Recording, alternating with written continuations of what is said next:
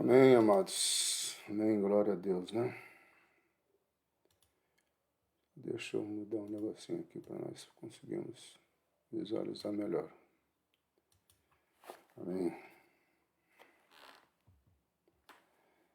Deixa eu me localizar aqui agora.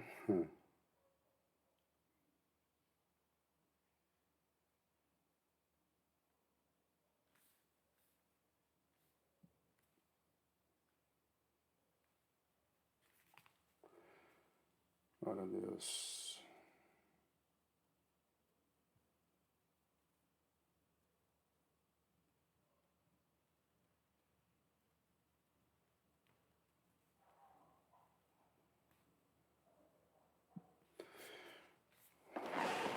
Amém? Só estou me localizando aqui, gente, para nós podermos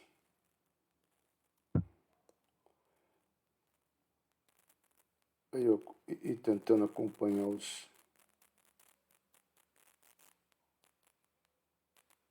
comentários. Amém? Bom dia a todos.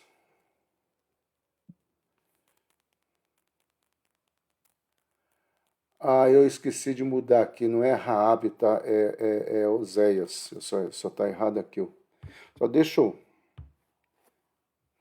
Mas por isso que eu não estou me localizando, eu cometi um erro aqui. Amém, amados? Glória a Deus, tá? O título está errado porque eu usei a mesma imagem, mas nós vamos avançando assim mesmo. Vamos orar? Alguém só se posicionar quanto ao microfone, fazendo favor? Está tudo bem? O som aí com vocês? Amém? Pai querido, nós queremos mais uma vez declarar o nosso amor, a nossa gratidão, reconhecendo a Tua bondade, reconhecendo, Senhor, a Tua palavra de graça sobre as nossas vidas, em nome do Senhor Jesus Cristo. Amém? Avançando um pouco aqui, amado, nós vamos falar sobre a vida de Oséias, tá? E o título, apesar de estar Raab, como eu disse, como eu usei a mesma imagem, né, para não ter que fazer de novo, eu só esqueci de mudar ali. É o cansaço do sábado à noite. Mas vamos lá, Oséias profetizou no reino do norte, né, Israel, próximo do fim do reinado de Jeroboão II. Oséias ele vai trazer uma palavra muito dura ao contexto de Israel, lembrando que Oséias ele praticamente está nos últimos remanescentes, ou seja, um grupo já havia levado em cativeiro. Ninguém respondeu se o microfone, se o som está bom, tá? Eu só gostaria de saber se eu posso continuar, senão eu tenho que...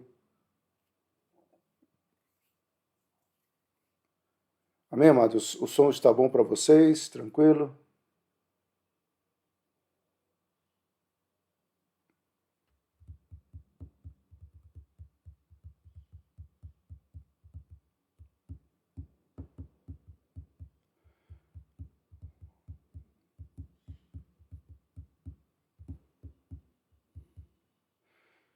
Pessoal, alguém poderia dar um sinal de vida aí para mim, por favor? Se o som está bom?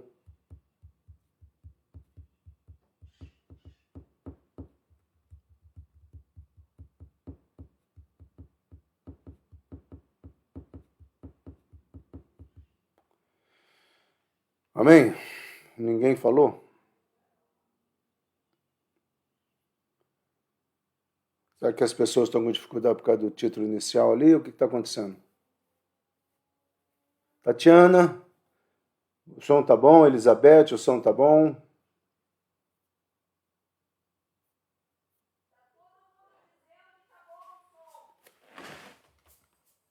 Ué, tá parado aqui a minha imagem aqui então.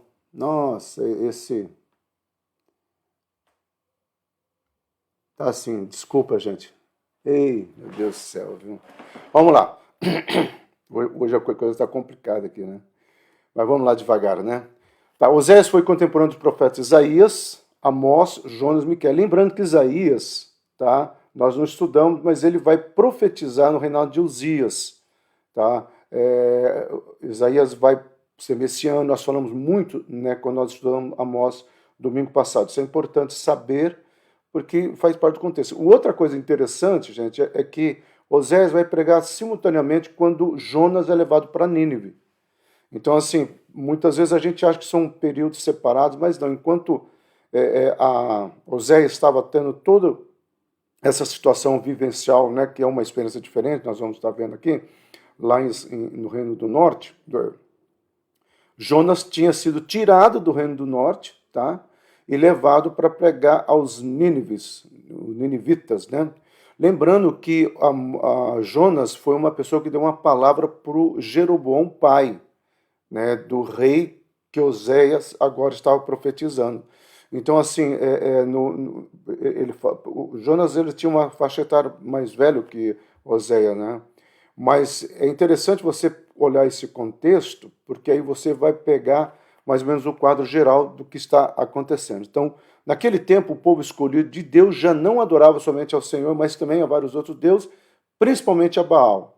Eu acho que a questão maior que estava acontecendo aqui era a idolatria a Baal, e Baal sempre foi, tá, uma divindade, né, que persegue o povo desde a entrada deles em Canaã. Nós estudamos uma vez sobre essa divindade, nós falamos assim, que uma das características de Baal era que ele simplesmente queria abençoar, né, trazer fertilidade na terra e não cobrava nada. Só que ele, veja só o que é interessante, conforme o povo, né, caminhasse sendo abençoado, aí sim ele iria exigir o sacrifício do primogênito, né? E a grande questão, né, quando as pessoas vão estudar a questão da divindade cananeia ou das divindades cananeias, né, é que no contexto hebraico, o Messias, tá, ele seria oferecido em nosso favor e não o nosso filho, conforme foi o quadro de Abraão. Então, essa é uma questão importante, gente, que quando você vai lá na frente trabalhar a questão do chamado do Messias e tudo mais, você vai ver que um dos pontos que você vai encontrar ali é exatamente este: a diferença entre o cristianismo e as outras religiões pagãs. As outras religiões pagãs, elas estavam sempre recebendo o sacrifício de crianças, principalmente do filho primogênito. Já o cristianismo entra com uma outra questão de contracultura. Quando nós estudamos, né, a questão da história da igreja, eu comentei um pouco sobre isso, principalmente na questão do quanto o cristianismo fez um choque cultural. Porque se os deuses gregos eram deuses irados e que às vezes eles acordavam de mau humor, o Deus do cristianismo é um Deus que sempre acorda com as suas misericórdias renovadas. Se as divindades gregas pediam sacrifícios, porque senão os titãs, né, os destruidores seriam soltos, o cristianismo tem um Deus que se oferece em sacrifício. Ele é o sacrifício. Então, é interessante isso, mas voltando aqui, Baal sempre foi uma questão muito séria, né, dentro do contexto. Então, o que nós podemos aprender, assim, resumidamente? Nós vamos fazer um outro resumo lá na frente com Oséias. Primeiro, Deus mantinha seu propósito para a nação, apesar dos pecados dela e do juízo vindouro. Essa era uma pergunta, né, que se faz, e Oséias começa a fazer essa pergunta, Amós fez essa pergunta, tá? Obadias fez essa pergunta, Ageu fez essa pergunta, Ezequiel lá na Babilônia fez essa pergunta, quando ele, tanto é a questão do Salmo 126, ele faz essa pergunta, é um questionamento que ele apresenta. Então você vai ter nesse contexto, tá, sempre a pergunta: Israel perdeu ou não perdeu? Quando Lutero entra em cena, já na nossa era, Lutero vai dizer, e é por isso que muitos pastores você vai encontrar que não aceitam essa questão de falar de Israel dentro das igrejas, porque Israel é passado, por causa de uma pregação de Lutero, onde Lutero se baseia num texto de Paulo, mas é mal interpretado, porque Paulo fala que haverá um abreviar, tá, da questão de Deus com Israel, mas que nos últimos tempos essa questão seria retomada. Tá? Mas é a pergunta que Amós levanta, tá, que Oséias levanta, que Obadias levanta, que Ezequiel, Daniel também levantou, mas muito mais Ezequiel. Deus ainda tem planos e propósitos? Será que Deus desistiu de nós? Porque era o povo que estava falando isso. A segunda questão, a história pessoal de Oséias e a profecia estão inseparadamente ligadas em seu livro. Então, você vai ver toda a questão já no capítulo 1, tá? Já começa Deus chamando, dando a descrição da linhagem. Isso é muito importante, porque aí você, que nem isso não acontece com Amós, porque ele não era alguém da linhagem de profeta. Você encontra isso em Jonas e você encontra isso em outros profetas também. Na cultura hebraica, a questão da linhagem é muito importante. Tá? Então Deus escolhe alguém de uma linhagem sacerdotal e também profética, tá? E para essa pessoa ele dá um comando que nós vamos estudar, que é talvez um absurdo, né? Muitas pessoas dizem que é uma alegoria o livro de Oséias, porque Deus nunca pediria isso. Eu não encontro dificuldade nenhuma, amados. Eu entendo que Deus quis, de uma forma didática, mostrar para aquele povo exatamente o que talvez poderia estar acontecendo ou queria acontecer. Então, assim como o profeta havia perdoado a esposa infiel, estava disposto a levá-la de volta, Deus estava disposto a fazer o mesmo com o seu povo. Talvez o que vai acontecer aqui, gente, é que através de Oséias, né, e da vivência dele, da particularidade do chamado dele, ele vai conseguir penetrar mais profundamente na mensagem de Deus. Ou seja, é como se ele falasse: eu sei o que é ser traído, eu sei o que é um adultério espiritual, tanto é que esse livro é considerado o livro do adultério espiritual, mas eu sei também o que é ir lá perdoar. E aí ele traz essa experiência dele, Deus permite, Deus orienta ele a fazê-lo com o povo. Mas nesse processo, né, Oséias vai ter 3 filhos, onde Deus vai ditar o nome dos filhos. Tá? E cada nome de um dos filhos, ou dos filhos, tem um significado profético dentro da questão. E, por último, né, mesmo em meio ao adultério espiritual e ao juízo divino, o amor de Deus por seu povo nunca mudou. Oséias é a palavra de misericórdia, a palavra de graça, é a palavra onde ele vai dizendo: olha, gente, eu sei que vocês estão errados, eu sei que as questões estão complicadas, mas eu quero que vocês entendam que ainda Deus continua amando, ainda Deus está disposto a perdoar, ainda Deus está disposto a restaurar. O que ele espera de vocês é posicionamento. Todos os profetas menores, tá? E aí nós vamos chegar em Malaquias e Zacarias, onde a tigela ou o copo de água já está bem cheio, onde Deus talvez esteja dizendo: não, agora chega, tá? E aí nós temos aquele período que nós falamos lá com Amós, porque Amós que profetizou isso, né, que o povo iria querer uma palavra, mas Deus estaria mudo por 400 anos. Eu falei isso de manhã, falei no culto à noite também, só para relembrar. Então, muitas vezes, Deus pediu que outros profetas fizessem algo além da pregação, que é o que nós vamos encontrar com Jeremias, nós vamos encontrar com Ageu. Ageu, né, pega um saco, enche de moeda, mas fura o saco. Então, você vai encontrar, mas não existe nada semelhante ao que Deus pediu a esse homem. Tá? Deus não tinha pedido isso para nenhum dos profetas. Para Jeremias comprar um cinto, enterrar, para Isaías outras questões. Isso aí era talvez pontual para Ezequiel fazer uma marquete, né, da cidade de Jerusalém, do cerco, dos muros e tudo mais. Isso aí até foi pontual, mas Oséias tem esse pedido. E o que é mais interessante, gente, é que Oséias, ele obedece. Tá? A esposa trai, ele poderia... nós estamos falando, gente, de um período onde as pessoas se conheciam muito, principalmente na tradição familiar. Então, se sabia quem era Oséias, se sabia quem era a família de Oséias, por isso a preocupação, né, do autor já do livro de Oséias em deixar claro, né, toda a estrutura familiar, ou seja, de quem ele veio, de que família ele veio, comprovando isso. Então, nós vamos ter aqui a questão número 1, né? Você vai ter a esposa. Interessante que a palavra, né, Gomer, tá? Significa fracasso, não cumpriu o acordo. É por isso aqui que algumas pessoas pensam, gente, que talvez seja uma alegoria, porque como que um pai daria um nome para uma filha não cumpriu o acordo. Só que era muito comum, tá, quando uma criança nascesse diante de uma situação e acontecesse alguma coisa, se colocar um nome como se fosse assim: nós nunca vamos esquecer, são memoriais. Então, não estudamos e nenhum se preocupou em estudar a família de Gomer, ou por que ela recebeu esse nome, mas o fato é que o nome dela já começa com uma mensagem profética. Tá? Vai case com alguém que não cumpriu o acordo. Existem alguns comentaristas que dizem que Gomer foi o segundo nome, né, que a família deu, porque era muito comum quando alguém trouxesse vergonha para a família, aquela família tipo matar aquela pessoa, que é o que fizeram com Paulo, né, Saulo no caso, né, fizeram com Saulo e ele se torna Paulo. Ele passa a usar esse nome até por uma questão de cidadania, mas também existe a questão, porque ele fala em Gálatas, em algumas suas cartas, ele não entra em detalhe, mas ele fala o quanto que ele sofreu, o quanto foi difícil algumas coisas.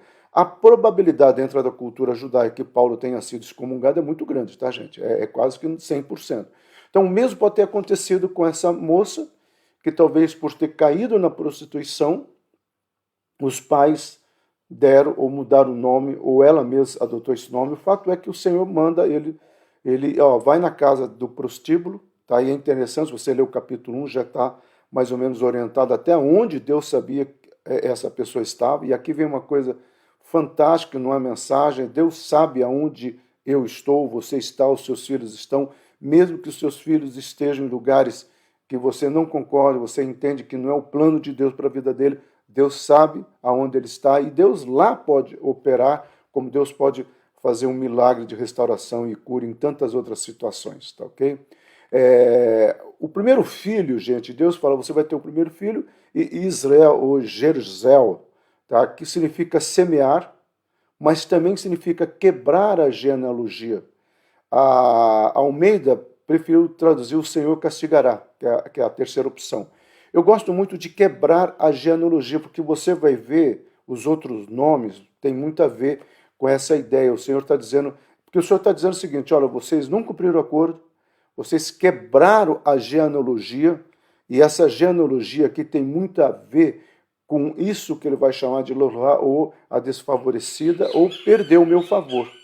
O Senhor está dizendo, ó, porque você não cumpriu o acordo, você quebrou a genealogia, ou seja, aquilo que eu tinha estabelecido, vocês serão o meu povo e eu serei o seu Deus. Então vocês quebraram isso, por causa disso vocês perderam o meu favor. E o último filho, né, que é a consequência, perdeu a paternidade a minha, ou seja, não é mais o meu povo, a Almeida traduz, não é mais o meu povo, né? Mas aqui, gente, nós temos toda uma mensagem do livro de Oséias, tá bom? Mais uma vez eu digo, eu repito, né, que por causa de ser tão sequencial, alguns comentaristas, teólogos, vão dizer que o livro de Oséias é uma alegoria. Eu, Silas, não penso nisso, tá? Porque Deus faz questão de pegar uma pessoa real, dar o pedigree dela, o endereço dela, a genealogia dela, que é Oséias, depois fala de Gomer, você vai lá ver que vai falar de Gomer, para que pudesse ser uma mensagem positiva ao povo, tá? Então nós temos aí talvez um período aí de alguns anos, tem que ser no mínimo aí, tá? 3 anos, onde Deus está usando Oséias a falar. Lembrando que não nasceu gêmeos, tá, gente? Então é interessante isso também, porque olha só, porque a gente pensa que o Oséias pregou num domingo, no próximo domingo Deus castigou. Não, houve todo um período onde é como se Deus estivesse, ó, estou te dando uma chance, eu estou te dando uma chance, eu estou te dando uma chance. Tá? E isso é importantíssimo dentro desse aspecto que nós estamos vendo. Deus com a sua infinita paciência. Então, em nível humano, Gomer foi infiel ao seu esposo Oséias. Em nível espiritual, Israel, o reino do norte, tá, foi infiel a Deus. Lembrando que o reino do norte foi o primeiro a ser destruído. Praticamente resta apenas Judá, e é por isso que se discute as tribos que ficaram em Judá, Benjamim e o próprio Judá, né?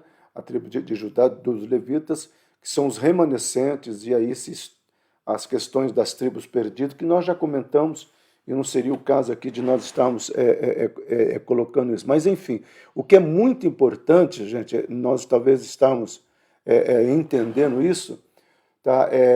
O quanto o Senhor estabeleceu, tá, para a nossa vida atual, esse posicionamento, o quanto Deus espera de nós esse posicionamento, o quanto Deus deseja de nós esse posicionamento, tá bom? Então, assim como a imoralidade de Gomer, tá, ela foi deixa eu colocar aqui, questionada por Deus e através dos filhos, tá? Tem muita gente.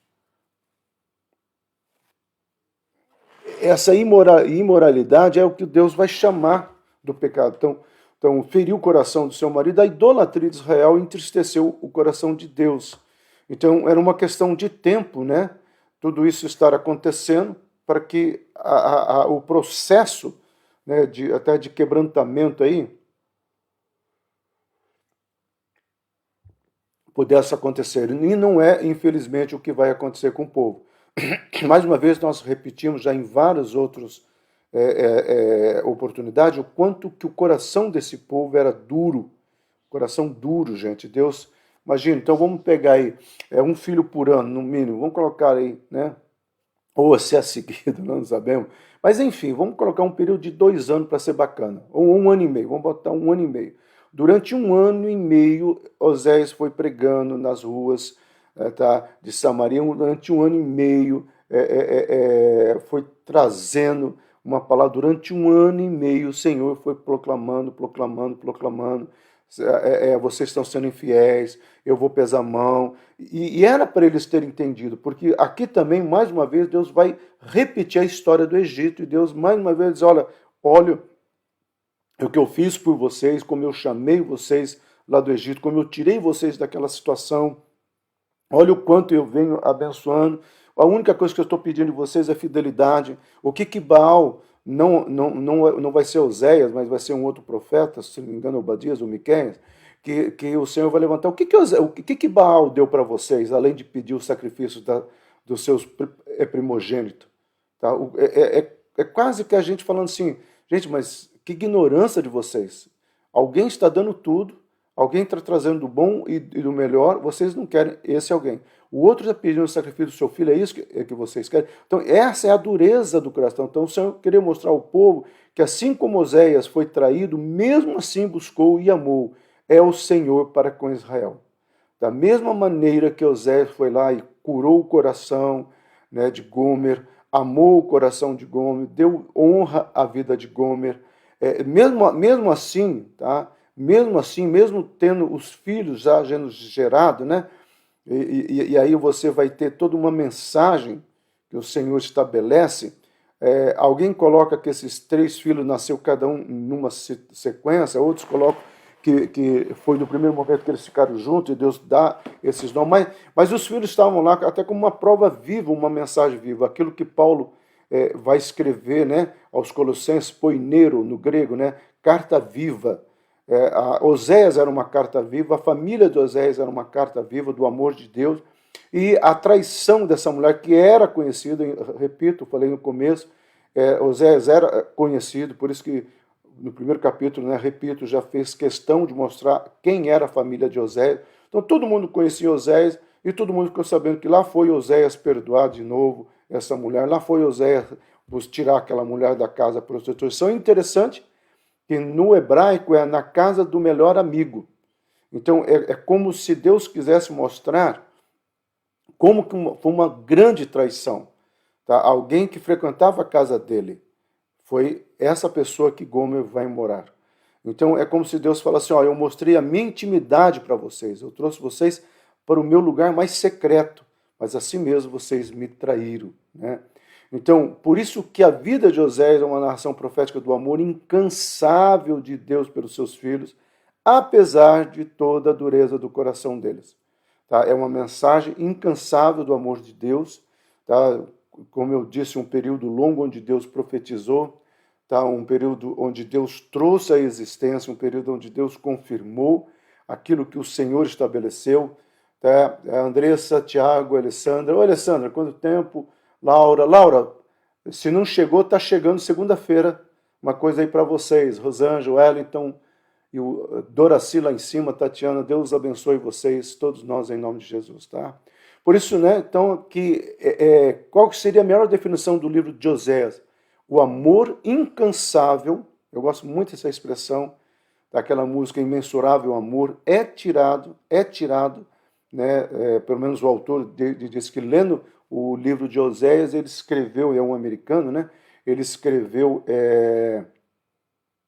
essa mensagem, né? É imensurável amor, profundo amor, coisa tremenda que o Senhor coloca. Então, visto que Gomer era israelita, a história do seu casamento com o profeta se mistura com a história da aliança divina com Israel. Então, Gomer é aquela mulher, tá, que vai representar por tudo isso a questão de Israel, tá, e nós falamos nos slides anteriores, ela vai representar, tá, a dureza de coração, mas também ela representa, não Gomer, no caso, o profeta Oséias, Deus, incansavelmente indo atrás dessa mulher. Então, Oséias provavelmente adquiriu uma visão profunda do relacionamento do Senhor com Israel, cujos pecados eram semelhantes à infidelidade de um cônjuge. Como eu disse aqui, bem no comecinho, toda essa maneira didática, por mais que seja questionada, tá, gente? E eu estou dizendo isso porque eu já ouvi muitos alunos meus perguntarem. Eu até falei com a Nancy ontem, ou hoje de manhã, nossa, ontem, que eu falei assim, amanhã nós vamos estudar Oséias. E a avó Susco, sempre quando eu estava no carro, ela me perguntava, eu não entendo Deus porque fez tudo aquilo com Oséias. Agora ela já tem a resposta, né? Que eu acho que ela tem uma das perguntas que ela vai fazer para Deus. Mas é interessante, amado, que nós não vamos entender o porquê que Deus permitiu esse quadro, porquê que Deus quis que Oséias vivenciasse isso, tá? Porque é muito sofrimento, por mais que não existisse amor, mas a humilhação que ele passou, mas Deus quis mostrar tudo isso. Talvez aqui Oséias vai pregar uma mensagem de dentro para fora, tá? Uma mensagem que é aquilo que o curso de homilética sempre fala, né? O pregador precisa crer no que está pregando e, no mínimo, viver o que está pregando, tá? Então, assim, é uma questão muito forte aqui, tá? Usando essa metáfora, tá, do casamento, vamos usar esse termo, o livro de Oséias testifica sobre o amor do Senhor para Israel ao esperar que a noiva infiel retorne para ele. Talvez hoje, amado, e nós não vamos entrar em muitas questões, mas hoje, mais do que nunca, esta noiva que é a igreja, que representa a igreja, talvez nós possamos questionar como que está a fidelidade desta noiva hoje para com o Senhor em tantas outras questões, né? Estamos vivendo um período muito complicado, não só no Brasil, mas no mundo inteiro, onde leis estão sendo aprovadas, né, no mundo todo, leis onde vão totalmente contrárias àquilo que nós entendemos que são os nossos valores, a nossa fé, a nossa crença, tá? A fidelidade do Senhor, leis que vão contra aquilo que nós entendemos por estrutura familiar, leis que vão contra aquilo que nós entendemos por família, tá? E tantas outras questões. Nós estamos vivendo esse tipo de leis e é muito fácil, amado, hoje com essa tecnologia grampeada. Se você acha que não, então você entra no Google e põe lá preço de geladeira, tá? E você lá entra no Magazine Luiza, algumas lojas, qualquer loja, e depois você volte, dá uns 10 minutinhos, tá? 15 no máximo, você volte e abre o teu Facebook e você vai ver que entre as notícias, né, os stories, as questões que você segue lá, ou as pessoas que você tem, entre elas vai sempre aparecer do lado proposta de geladeiras, marca de geladeiras, fotografia de geladeira. Ué, mas que interessante, eu estava buscando geladeira e olha o meu Facebook também falando, que coincidência. Não é coincidência, não é coincidência. Houve uma situação aqui que nos assustou, tá? A Khadija e a Anja, quando ela estava aqui, estavam conversando uma situação sobre um determinado produto e quando eles entraram, ou ela ou ele, alguém entrou, estava lá o produto, eles não tinham nem pesquisado, eles conversaram.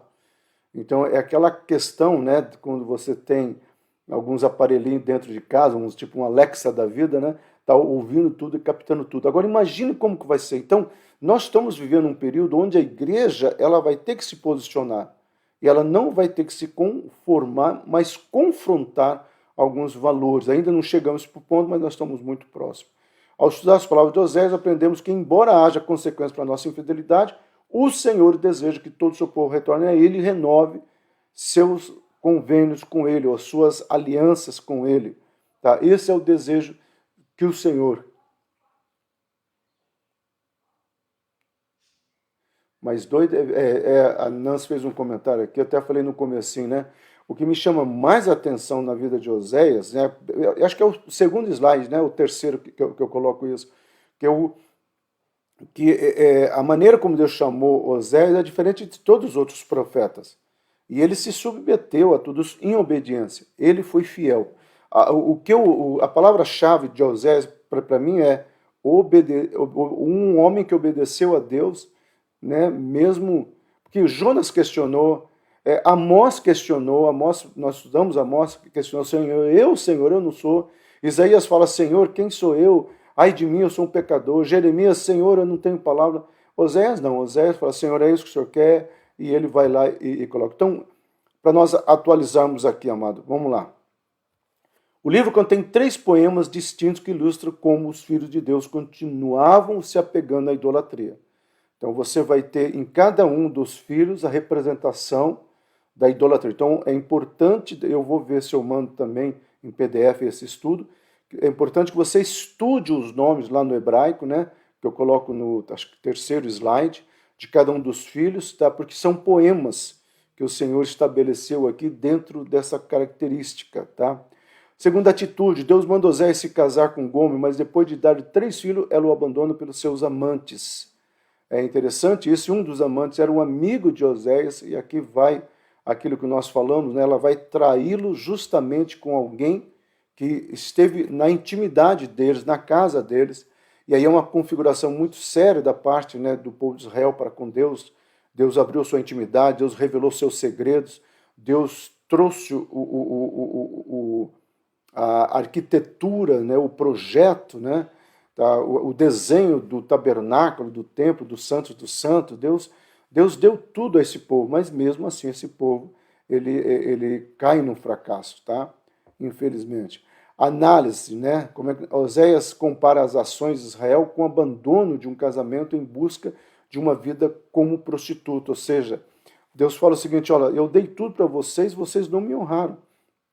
Então a análise que nós tiramos desse livro é alguém que teve, mas não soube valorizar, alguém que teve, mas não soube honrar. E interessante, que por isso que Deus deixa claro, né, no último nome do último filho, né, vocês quebraram a paternidade, né, que a Almeida é traduzida, vocês não são mais o meu povo. E é muito interessante isso, tá, ok? É algo assim que chama a atenção nossa, assim.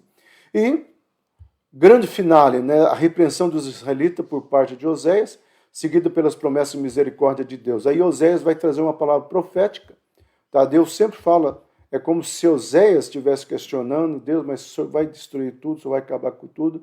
E talvez aqui Deus fale, não, Oséias, eu quero que você entenda o seguinte, eu vou trazer sim alguma coisa final. E aí Deus dá uma palavra sobre a questão messiânica. E é muito interessante isso, tá? Porque Oséias e Amós, eles vão profetizar, aliás, os profetas menores, quase todos, né, começar a partir de Isaías, né? Por isso que eu falo que Isaías é o mais messiânico, a partir de Isaías você vai ter o Senhor trazendo essa resposta a todos, tá? Então o povo se afastou de Deus de uma forma tão severa que agora consultavam árvores para saber o que deveriam fazer. A religião para eles era brincadeira. Veja só esse texto aqui. O meu povo consulta a sua madeira e a sua vara lhe responde, porque o espírito da luxúria os engana, prostitui-se apartando-se da sujeição do seu Deus.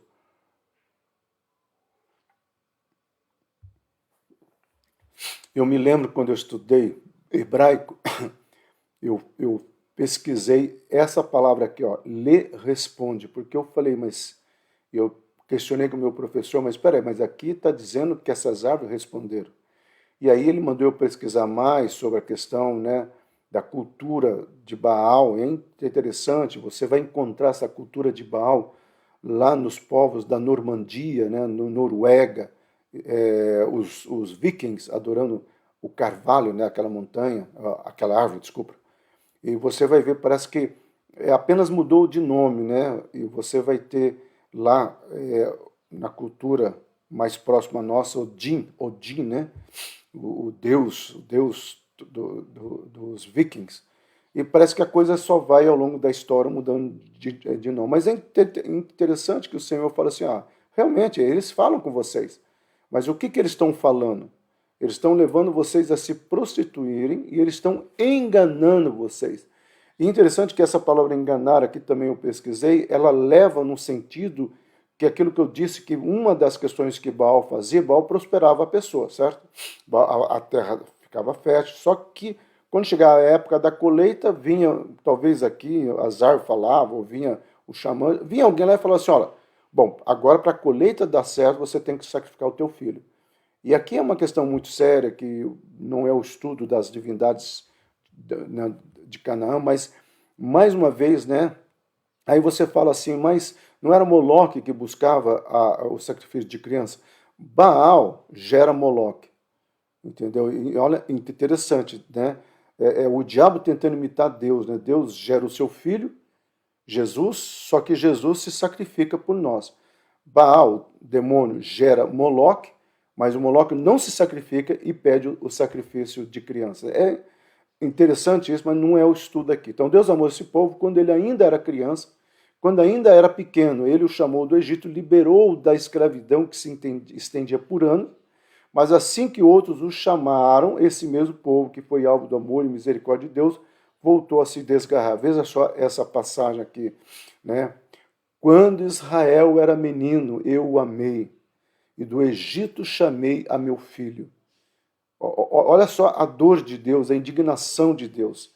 Deus está dizendo, gente, eu tirei vocês do Egito, eu chamei vocês de meu filho.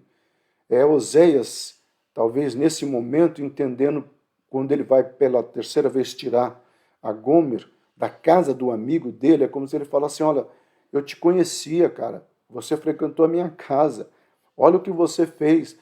Não sei se foi bem assim, mas daria para imaginar, nós estamos aqui trabalhando, né, com interpretações, mas é interessante você ver essa questão por detrás desse grande ensinamento, desse grande ponto. Então o povo de Israel quis seguir o próprio caminho, criar seus próprios deuses fajutos. E aqui é uma questão muito séria, né, como que Deus sempre vai trabalhar esse aspecto, né, e tendo a paciência até. Então, criar seus próprios deuses fajutos e ver uma vida desregrada, na qual não havia espaço para Deus. Quando nós estudamos, né, o profeta, acho que foi Daniel, né, não, ok, acho que foi Daniel 5, antes da primeira leva, né, dos cativeiros, ou dos cativos. Eu falei um pouco sobre isso. Uma das coisas que o povo gostava em Baal era que era só orgia, né? Você vai ter lá na frente, né, o próprio deus grego, que também vai representar o culto a Baal como sendo o deus do vinho bacanal, né, Baco, né, e só sensualidade. Parece que o povo sempre teve a tendência de cair nesse tipo de pecado, né? Então o povo de Israel começou a passar pelo vale, ok? Deus disse para Oséias que o povo de Israel seria obrigado a viver muito tempo sem proteção e sem segurança. E aqui nós vamos ver o cativeiro, e nós não só o cativeiro, tá, gente? Porque você vai ver um período muito grande onde nem todos vão retornar para a terra, e você não vai ter só apenas o cativeiro da Babilônia, mas você vai ter aqui um momento que Deus, esse povo vai demorar para voltar, para depois começar a construir, para depois o Messias chegar. Mas houve um tempo que o povo lá, por isso que Ezequiel chora, né, o Salmo 126, quando o povo pede, né, o povo babilônico, por que vocês não cantam, né? Vocês cantam tão bem, né? E interessante que a melodia hebraica, né? Ela é uma coisa doce, né? Muito, fala-se canta da alma, né? E aí Ezequiel, desculpa, responde, o salmista escreve o Salmo 106, como que nós podemos cantar, né? No rio da Babilônia, na margem do rio da Babilônia, nós penduramos as nossas harpas. Como que nós podemos cantar? Como que nós iremos cantar? Tamanha a tristeza que está no coração do povo, consequência do pecado. Mas aí Deus fala, olha, eu não vou voltar atrás, mas se vocês posicionarem, sempre o amor de Deus, a graça de Deus. Né? Muitos teólogos, gente, gostam de dividir o livro em duas partes, tá?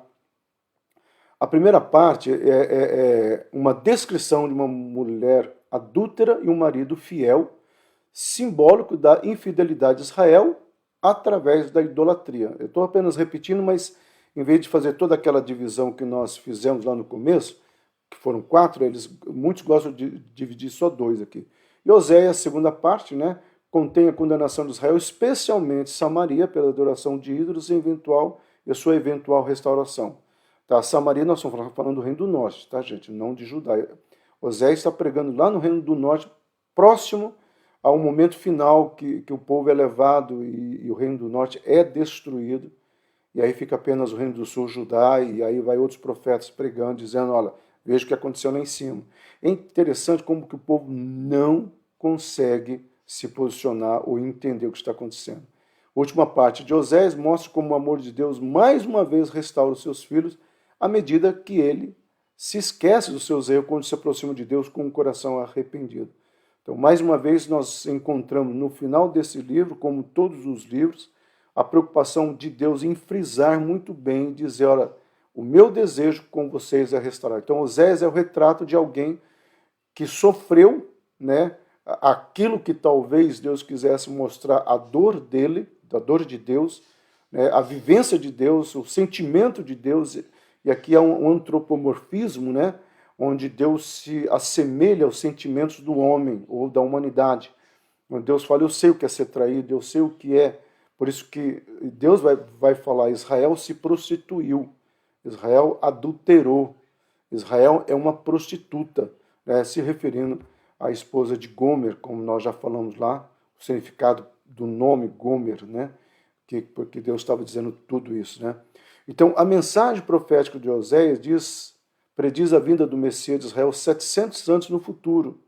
Então, você vai ter o quê? Vai ter 400 anos de silêncio de Deus e 300 anos, tá, entre a palavra que Oséias fala e a experiência onde Mateus começa a relatar, né, o nascimento de Jesus. Oséias é citado frequentemente no Novo Testamento e até hoje, né, quem que não conhece, o meu povo carece por falta de entendimento, buscai ao Senhor e continuai a buscar. Quem que não conhece essas mensagens? Então, Oséias, ele vai predizer algo lá na frente, tá? Onde é como se Oséias falasse, olha, gente, apesar da dureza de vocês, apesar do coração de vocês, lá na frente, pode ter certeza que o Senhor vai trazer algo novo sobre vocês. Então, o livro de Oséias nos assegura do amor incondicional de Deus por seu povo, tá? Olha o imensurável amor, eu disse que, já repito, a letra dessa música é tirada, tá? Talvez o autor, um aquele americano, esqueço o nome dele, é uma música, não é brasileira, tá? Apesar de nós cantarmos,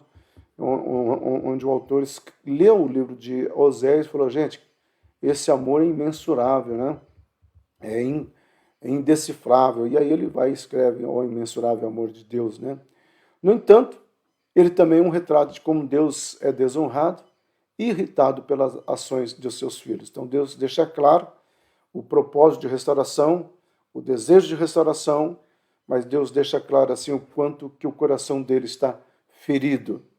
Então, para nós encerrarmos, vamos fazer aquele resumo que eu sempre gosto de fazer, né?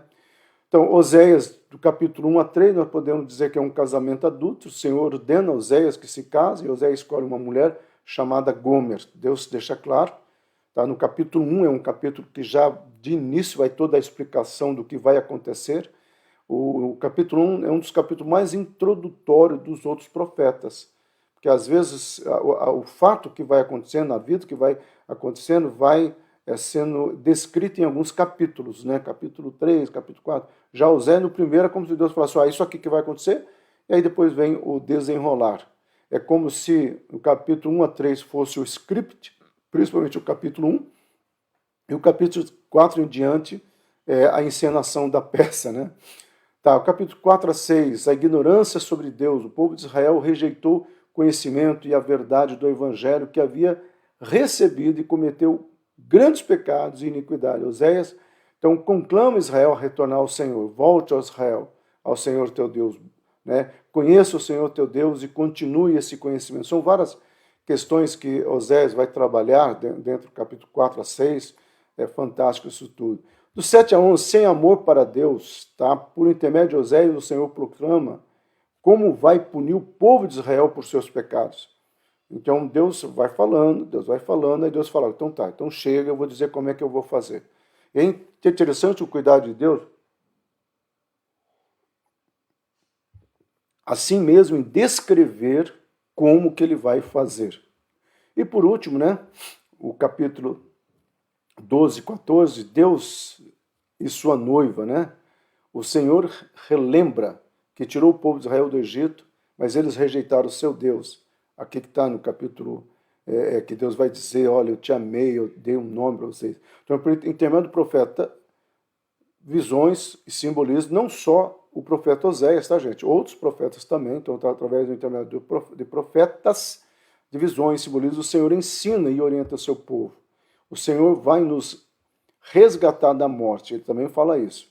O povo de Efraim vai se arrepender de seus pecados nos últimos dias. E aí tem uma palavra profética, né, sobre o povo de Efraim, por isso que discute muito quem é os descendentes de Efraim, mas nós entendemos, né, a analogia entre Efraim e Benjamim.